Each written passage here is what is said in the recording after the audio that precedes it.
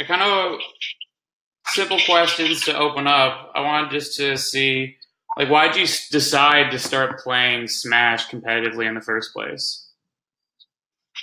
I was 11 when Mm-hmm. I started playing Smash, Okay. and at first I was just playing with like my friends at school, and we would go to each other's houses just to play, and then uh, they had older brothers who kind of knew about the competitive melee. This was around 2006. Mm-hmm. So they knew about competitive melee and they knew about like MLG picking up melee in the circuits. And, I think like PC Chris won 2007. And so we were like learning the techniques slowly over time as like 11 and 12-year-olds. And I just thought it was so cool when I saw PC Chris holding a $10,000 check. All right. That I just wanted to like, I was like, oh, I want to win money and play video games. Like that sounds awesome. Mm-hmm. And I just, I started going to tournaments with a couple of the older guys who were in high school, and yeah, that. That was my beginning. All right, just kind of stuck. Yeah. Did you main Fox when you first started out? No, I played at first like I was just playing everyone, right? Because I didn't Yeah. know. I just wanted to play the game, but my first character that I stuck with was Marth, Mm-hmm. and then I played him for a cool minute, but then I could never beat Sheik players, so I switched to Jigglypuff, Okay. and that's kind of where SFAT comes from. We would always joke that SFAT was so, or we would joke that Jigglypuff was so fat, and so I would wear the SFAT tag because you could only Gotcha. fit 4 characters. Yeah. And I just entered my first tournament as SFAT, or I guess second tournament, and then I was just so determined to make SFAT stick and make people know who SFAT was that I just never changed it. All right. Okay. Cool, man. All right. Um. Okay. Yeah. So I guess the bulk of what I wanted the interview to be about, that I mentioned in my message, was about like competition within Smash, getting your opinions on that, and kind of like how you deal with the mental game mentality, like both inside and outside of the game. So I one question that I wanted to start with, and maybe this can kind of lead us down different roads, is like what are the most, I guess, like salient competitive aspects of Smash for you? Like, what sticks out the most when you think about competition within Smash? Sorry, what does salient mean? Just like, what sticks out the most when you think about competition within Smash? Like, what aspects of competition? What do you struggle with the most, or something? When you just think about competition within Smash. So I think like at the starting level, the hardest thing about Smash competing in Smash is just being able to do what you want to do and having the tech skill solid enough to do what you want to do. And then kind of the next hurdle is being able to do like once you're able to do what you want to do, being able to do that in a tournament setting is Yeah. very difficult because of the pressures of wanting to win and maybe like the crowds behind you and all the expectations of all the people that are around. Mm-hmm. Um, and then once you get like to a high enough level, um, all those same things apply, but it becomes more about composure and um, not cracking under the pressure, um, and kind of just having like a solid mentality. Because Okay. I would say like at top 30, top 20 level, everyone can pretty much press all the same buttons, Yeah. but it's about being able to do it in the moment. Okay.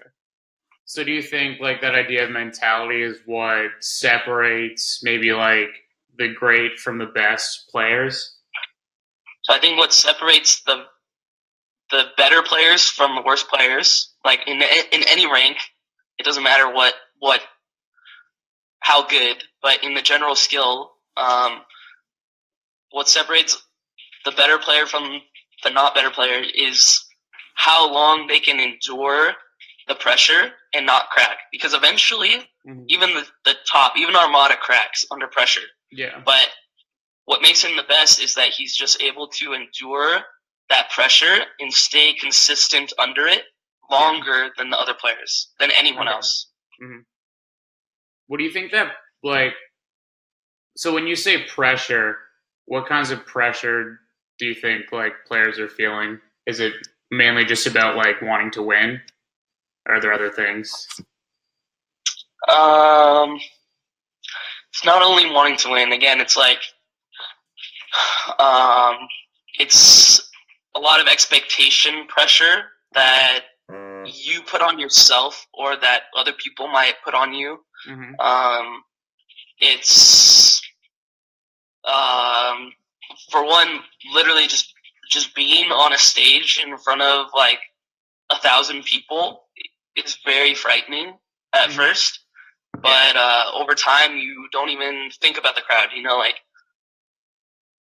Top players, we're supposed to not even like look at the crowd. Armada doesn't even look at the crowd when he walks up on stage. He's solely invested in the game, and so one of the pressures could just be like the literal audience and the energy that they bring to watch. Yeah.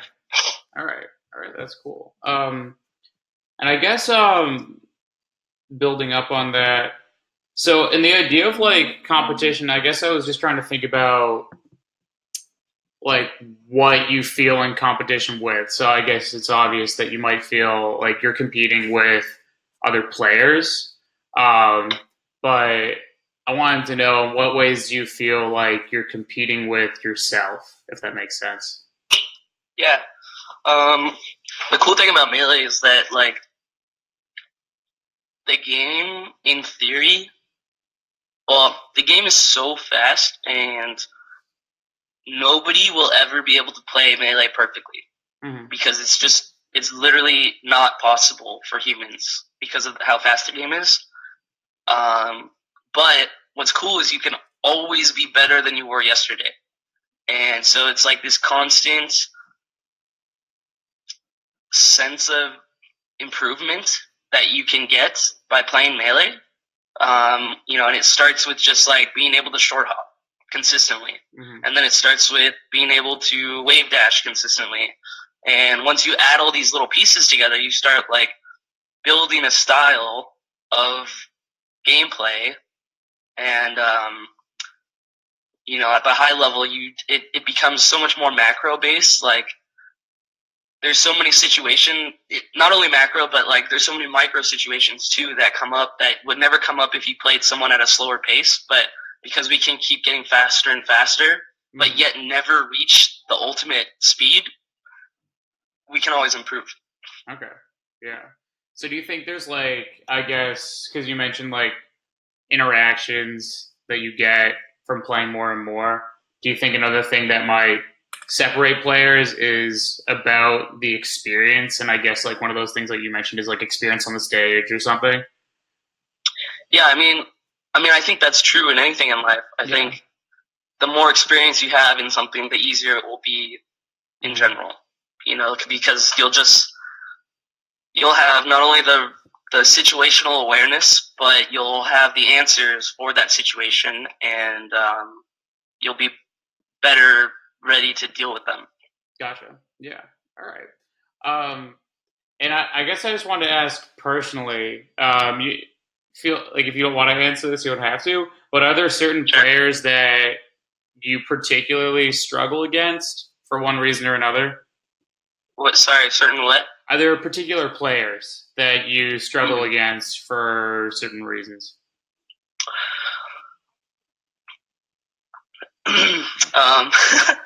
Yeah, no, totally. Maybe you don't have to name them, but you can just talk about like why you struggle against certain people. Sure. For me, it was always very difficult for me to play against someone if I didn't respect them as a human being. Gotcha. And that's kind of my own personal flaw, but and and now like I've learned to not bring my kind of like those feelings into the game. All right. But wait, sorry, can you ask the question one more time? Oh yeah, no, I was just asking like what players you like, if there's certain players you struggle against the most that like sticks out to you, and why you struggle against them. Yeah, so for example, like Shroomed, for instance, when we first met in like 2010 or so, Mm-hmm. I hated him. I hated him because he was so cocky and he was so arrogant, and he thought he just like came out of nowhere and he was claiming he was the best Mario in the Mm-hmm. world. And I had already been playing for several years, Yeah.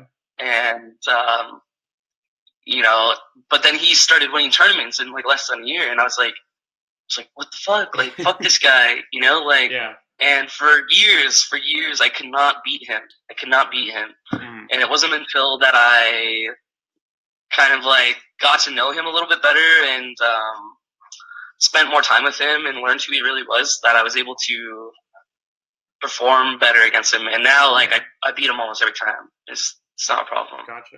All right. And even today, you know, there are players that for a long time I struggled with, and even still do struggle with today. But like I said, I've learned to kind of leave those feelings behind. Mm-hmm. All right. Yeah, that's really interesting. I never really, I guess, thought about more like how the feelings you bring into the game from outside the game can really affect your performance. That's great. So, gotcha. Um, I guess that might be a good way to transition into mindset mentality that I wanted to get some of your thoughts about. So, Mm-hmm. maybe one way we can start is what do you do to prepare for a match? Like, are there certain routines that you go through, certain things that you try to like think about, or what do you do when you go into these matches? Yeah, so I have a pre-game routine that I'm supposed to do before every single set, and I still don't do it before every single set because some sets I feel like it's not necessary. Like if I'm in like round one pools or something. Yeah. But I have this routine, and it pretty much involves. Well, it was very complicated before, but now we've like simplified it to basically just meditating for 10 minutes before I play to kind of just quiet my mind and absorb the present a little bit better. And I have this imagery practice where I kind of imagine this golden circle, and inside the golden circle is this feeling. I kind of like paint the imagery of like the best set that I ever played in my life, and try to like harness that feeling, like during my meditation, and so that way I don't have to kind of like ramp up during a set and like try to regain that. I can already like go into the set with that feeling, and so that's like part one of the pregame routine, and then part two is just to look at my notes.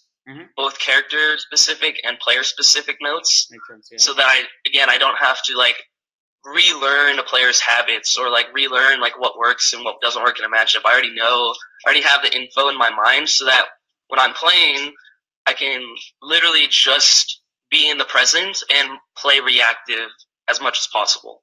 Okay. That's really cool. Yeah, I mean, so do you think that what you were describing first, I guess, with like the meditating and imagining like the best way you play, is that more to calm you down or to like build up your energy? I don't know. Does that make sense? Yeah, no, totally. It's both.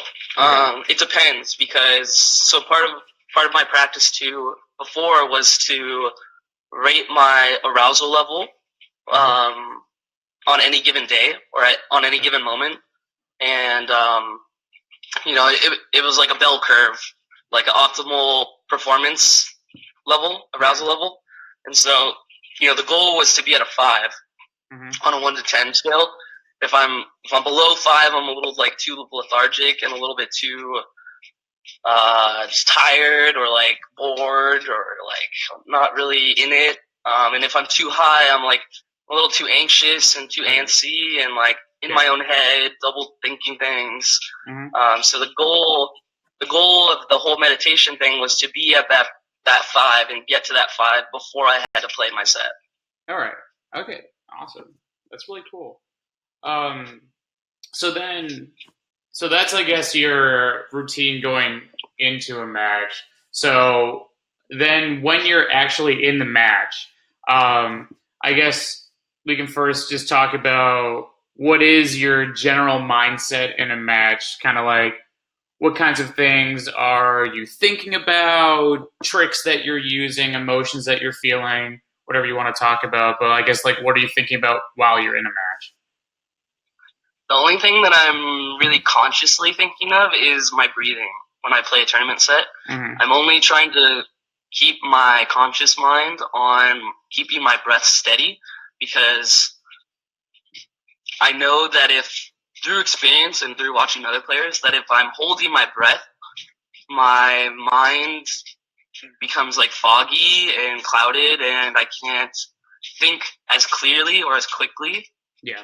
Like unconsciously, because Melee is so fast that you can't be thinking like, oh, I'm gonna approach him with down air shine and then I'm gonna jab him and then I'm gonna like up air. No, it's just like I'm gonna do it and I know what to do because I've done it so many times. But if I'm holding my breath, or if I'm like so nervous that I can't play comfortably, then I am thinking those things and it slows me down. So yeah, really all I'm thinking in a tournament match is keeping my breath steady. Because again, I looked at my notes, I know what this person likes to do, and I know like what I'm supposed to do versus this character, because again, it was a part of the routine. So yeah, it's all about staying calm as long as possible during a set. And I guess so one thing that I was thinking about, and that I know that I guess I've kind of struggled with when I play, is going into autopilot when you go into a match and just kind of like just pressing the buttons and just doing approaches or something that you might just do under certain circumstances, but not really thinking about it. So is that something that you've thought about and that you try to like combat, or what are your thoughts on that? Yeah, so I would answer that with a question like, why do you like what happens to cause you to go in that mode? Like, why do you go in that mode? Yeah, so I'd probably say maybe I'm going in that mode because I'm not, I guess, consciously thinking as much about the decisions that I'm making, and I'm probably just kind of throwing moves out, and that's, I think, a problem.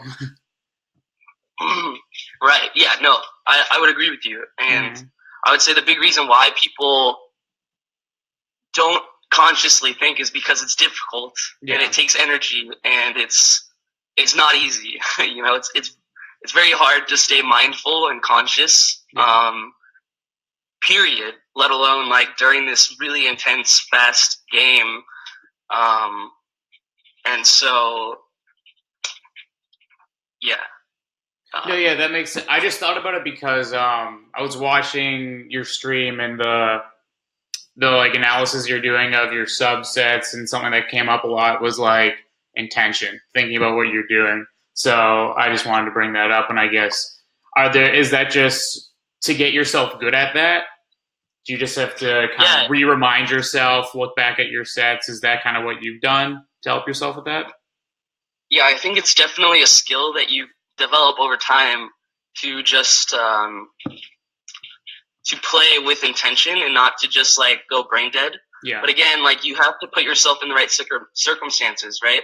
If you're sleep deprived and you're trying to play competitive Melee, you're going to play a lot worse, and you're going to default into that brainless mode much quicker.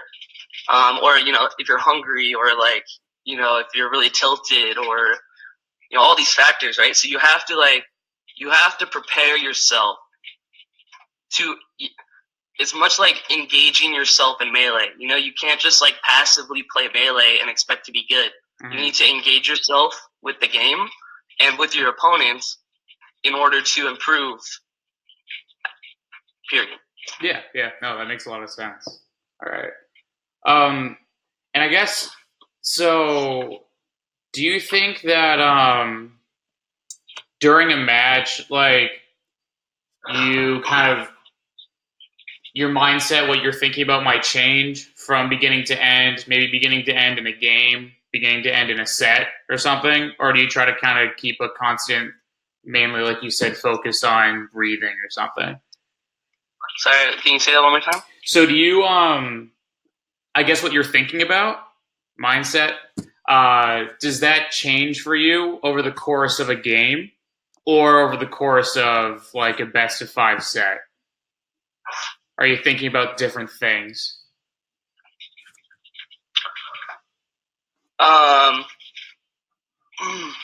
So yeah, definitely what I'm thinking about changes over a set or even a game because this game is all about adapting and you have to adapt.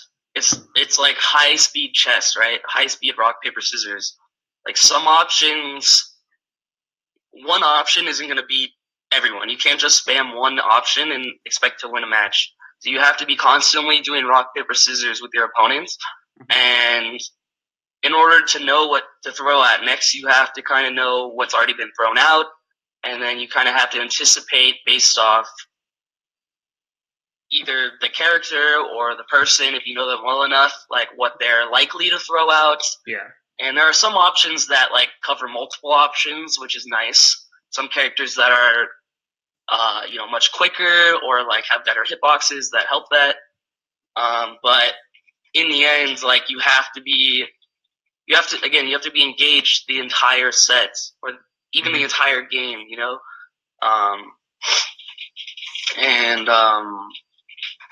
Yeah, but again, it's not like conscious thought. You're not like, I'm not really thinking like, oh, he's shot a laser 3 times in the corner and then gone in. Yeah. It's more like I observe it subconsciously and then I just kind of react because I'm in the present. Yeah. I'm in the moment. I'm not in the future. I'm not trying to predict what he's going to do, and I'm not really thinking about what he did do. I just like have already absorbed all that information, and my brain is like constantly predicting without me actually consciously predicting. Does that make sense? Yeah, I guess what you're hitting on is like recognizing patterns, but in a way that you kind of get a feel for how the player is playing. And then when you're actually acting and playing the game, you kind of have that subconsciously influencing how you're playing, which makes a lot of sense. It's really cool. And so I guess you've been talking a lot about like different strategies, I guess, that you use, ways you think about the game. And I guess I wanted to ask again another maybe slightly more personal question. It's about like, what do you think are your strengths when it comes to like mentally approaching Smash? Are there certain things that you think you're particularly good at? And I guess like, are there certain things that you think you need to improve on?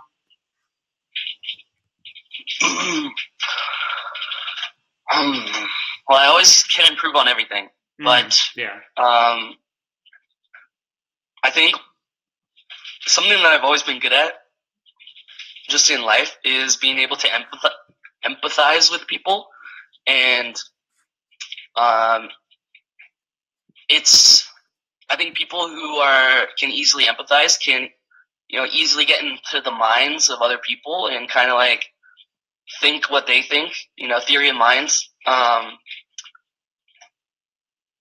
So that's helpful, and I think I've always been good at that. And for a while, I really struggled with like dealing with nerves and dealing with like tournament pressures and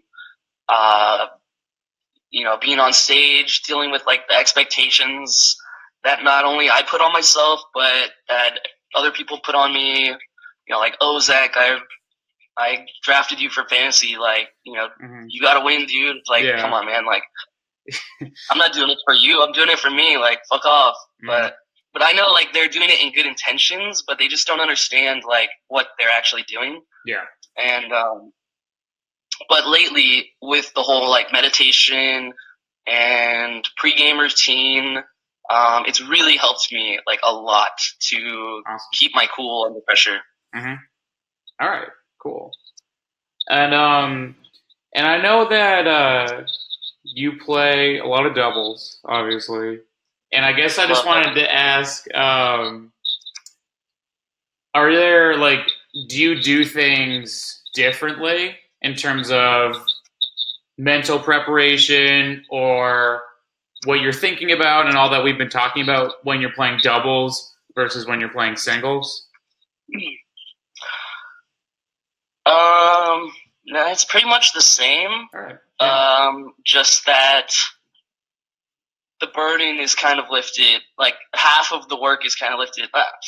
Maybe not half, but like a lot of the work is lifted off my shoulders, and I can now depend on somebody else if I'm like feeling a little bit more sluggish, or like if I'm getting tilted in a match. Like I have my partner, Pew Pew, or literally anyone. Like Mm-hmm. it's very easy for me to team with people who I can like easily again like empathize with, or even just like get to know well enough.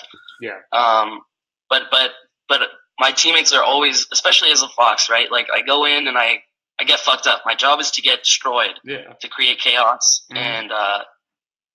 and it's very easy for me to get tilted, and my teammates are always doing a great job of like pulling me out of the gutter and like refocusing me into what we need to be doing. Mm-hmm. Um, so All yeah. right. And then I know you talked about, and you've been talking about expectation. So do you think there is an extra expectation that might like affect you when you're playing with a teammate?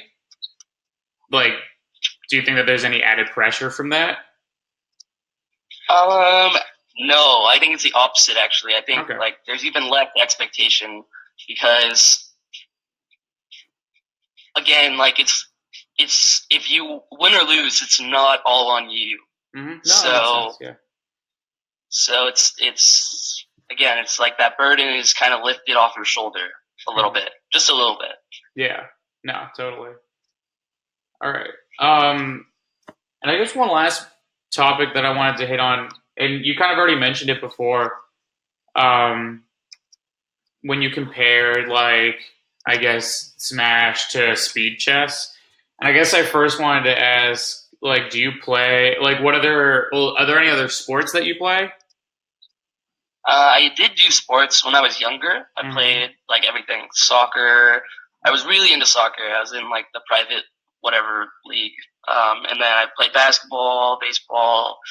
I even did like kung fu and would go to tournaments to compete in kung fu. Oh wow, cool. But so I have this competitive background. But right now, it's pretty much ever since actually I learned about melee.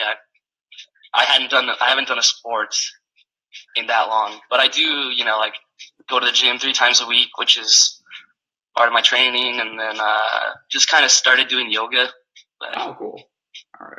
very new to yoga. Yeah.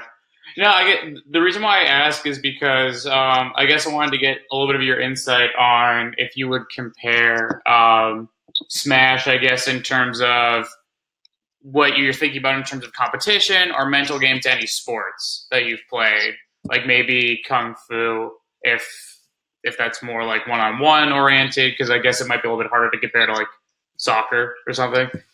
So, Yeah. Well, when I did kung fu, I was like, I would like do these forms, right, and then these forms would get like judged by judges, and then like the person yeah. with the highest score would like win the trophy or whatever. Right? Mm-hmm. Again, I was like 10 or 11, so No, it's no like problem. whatever. But I was very good at it because I was so passionate about it. And I would say that Smash is definitely like a sport in that sense. In that, um, I think esports athletes in general and just athletes share very similar lifestyles, Mm-hmm. or share maybe not lifestyles, but they share very similar struggles with their given medium, Mm-hmm. And a lot of it is, esports people might not be as physically active as Sure. like Yeah. traditional sports, but we are for sure equally, if not more, mentally active Mm-hmm. than traditional sports people. Yeah, no, I mean, it always comes to mind, I guess. I played a lot of tennis growing up. So I kind of found, I guess, the way I approached, or as I started to play Smash more, I kind of found myself doing similar things or thinking about similar things in Smash as I did in tennis, in terms of like how you play against players. So yeah, no, I just wanted to get your insight on that. And I guess falling along the same line, do you play any other do you play any other video games competitively? Yeah, I play Counter Strike Okay. Go, but I wouldn't say it's at a very high level. But we do, I play with Pew Pew, and we have three other people that we play with. So we're always squatted up, and we always just try to play. We treat it just like we do Melee. Like All right, we cool. prep for it, we practice it, we comms, like the whole shebang. Mm-hmm. All right. So you approach a lot of the competitive video gaming in similar ways in terms of prep. Do you think? Yeah, I mean, Oh, go ahead. I, I would even go further and say like Melee has not only shaped my competitive learning, but just learning in general. Mm-hmm. And, you know, like being able to pick up on situations, like becoming situationally aware of life situations, or just there are many things that I've learned from Melee that I can now apply to real life, like succeeding, for instance. In school, I was I was a terrible student in school. I Mm-hmm. never did any of my homework. I never Yeah.